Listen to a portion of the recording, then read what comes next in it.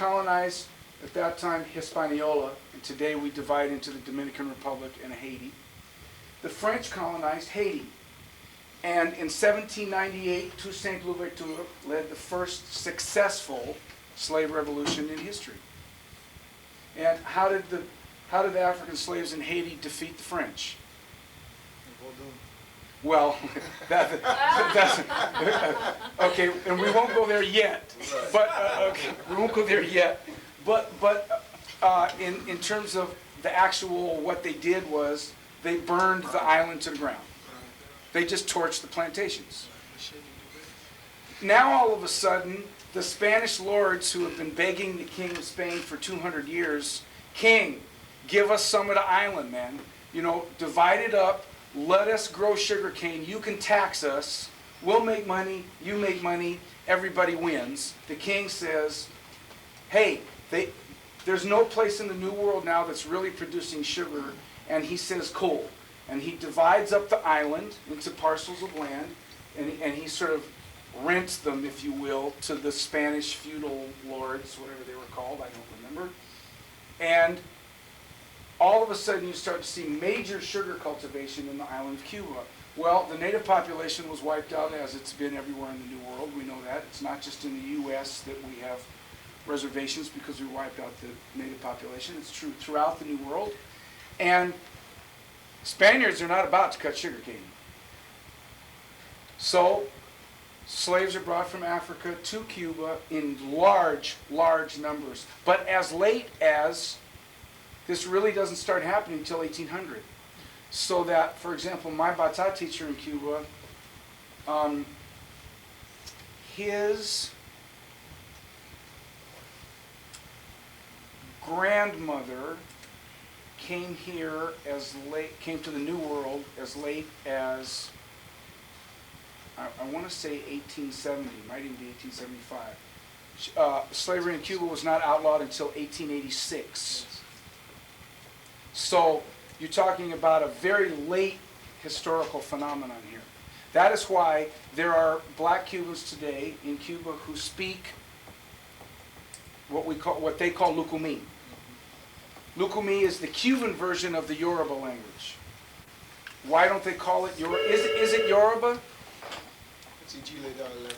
It's the New World dialect, the same way if Chaucer walked in the room today and spoke Old English to us, would we understand him? No. But it's English, and what we speak today is some version of that. And Lucumí is the language that the descendants of the Yoruba speak today in Cuba. And my Bata teacher, for example, can walk up to you and go in that language, you know, let's go to the store and buy beer. You know, and on the way back, let's go see Joey. I hear he's just bought a chicken and it's time to go eat. In Lucumí. And many other languages as well. So, as late as 1800, you start to see Africans coming in large numbers to the island of Cuba. They bring with them their music, their language, their social structure, all kinds of things. The Bata drums are, I won't say necessarily the most important, but certainly one of the most important things that they bring to the island of Cuba. And the Cuban Bata drumming is, to me, a very special form of drumming. It is, in many ways, the root of everything else that you see around here. Michael, were there drums like those without the heads? I mean, shaped the same way, kind of thing. Without the heads? Well, no, the Batad drum. Well, not the LP heads. You mean without the hardware? Yeah. I mean, was it? Yeah. Shaped like that? Yes. In Nigeria, in Nigeria they use up to 6 Bata drums at the same time. The Cubans always use only 3, but 3. And they are tuned either in rope, which is in the province of Matanzas. They are tuned in rope. And in Havana, they are tuned in leather. You cut long strips of leather and you weave, not unlike, I don't see a... That she goes back there on the stand. Where? Listen, she goes back on the stand.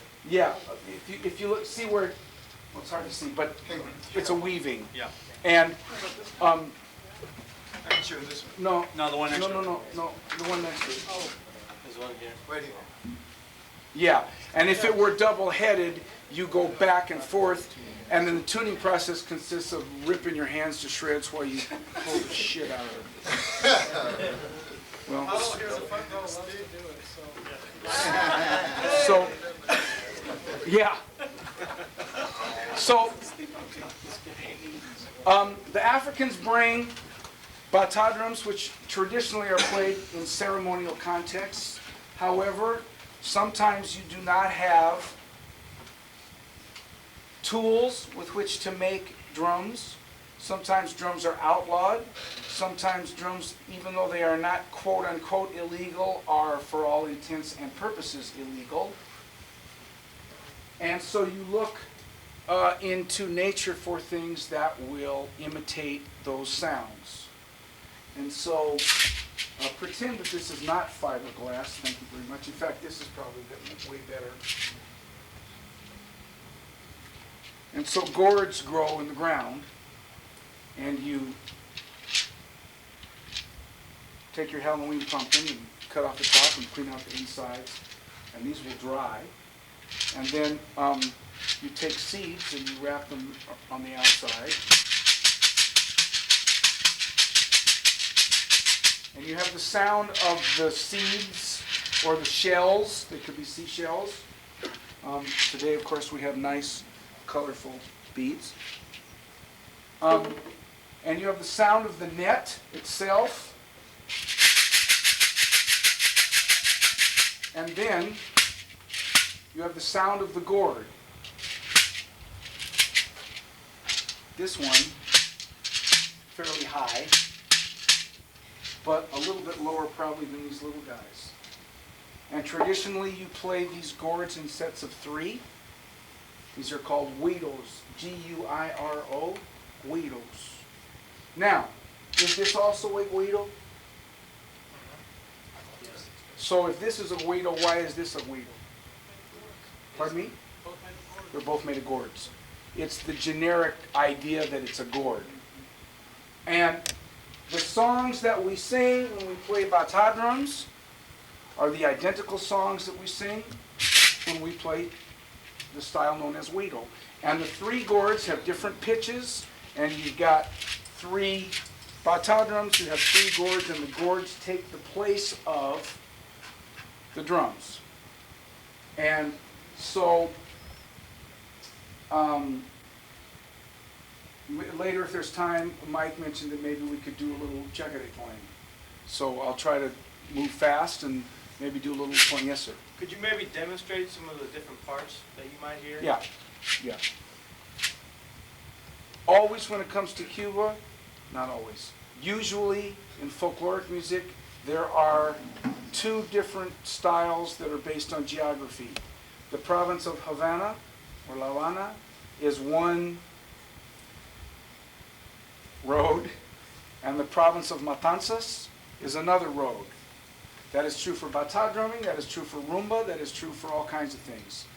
Today I will talk about Llana. It's the most well-known, it's the most common.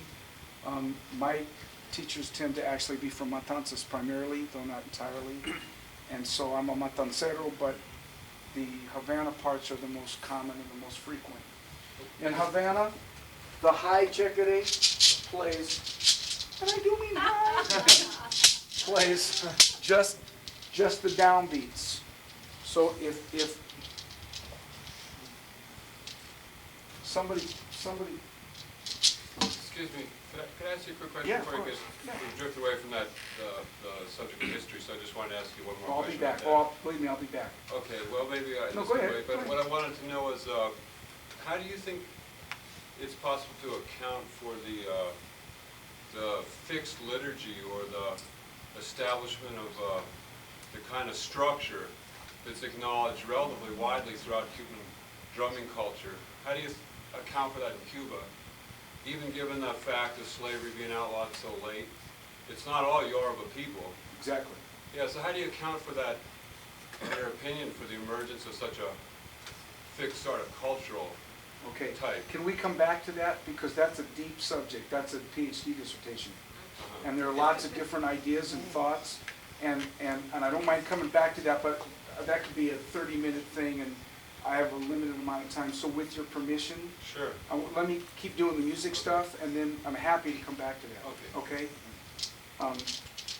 Otherwise, we could be here for a while. People think, well, I'm hungry, man, will you shut up? So, you know, to be returned to. With some, Guido has always played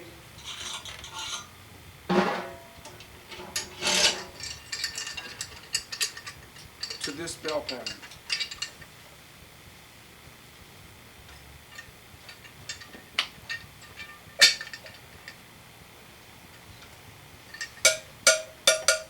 Now, by the way,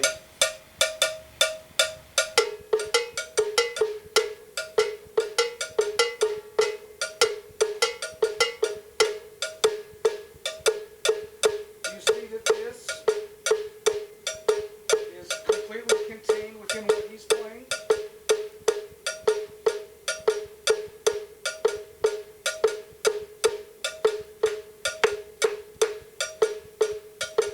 His part has got 2 more notes in it than mine.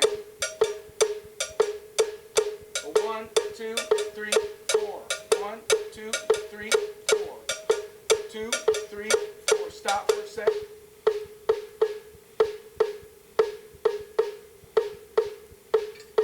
What am I playing? Clave. Clave comes directly from this standard West African bell pattern. Without that, there is no clave. All right, so small checkering.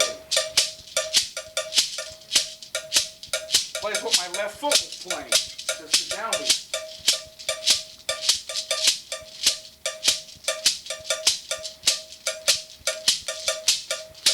Keep going. Middle chord.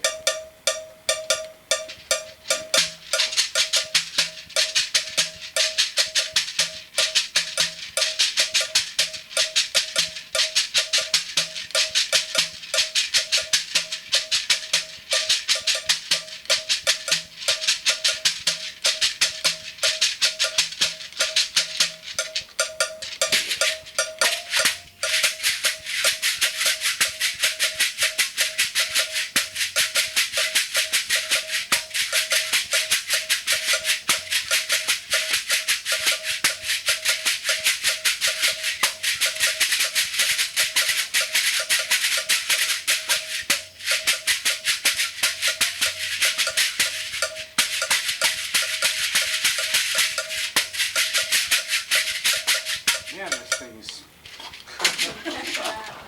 get a truck to play this thing. Same songs. Same songs. We say, pick one out of 50,000. I should be playing that.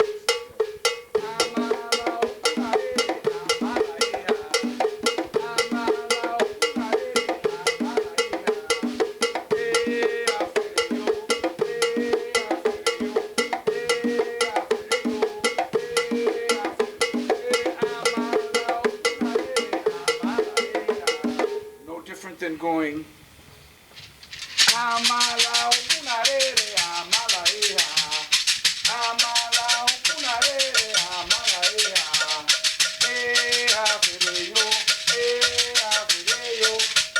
same deal.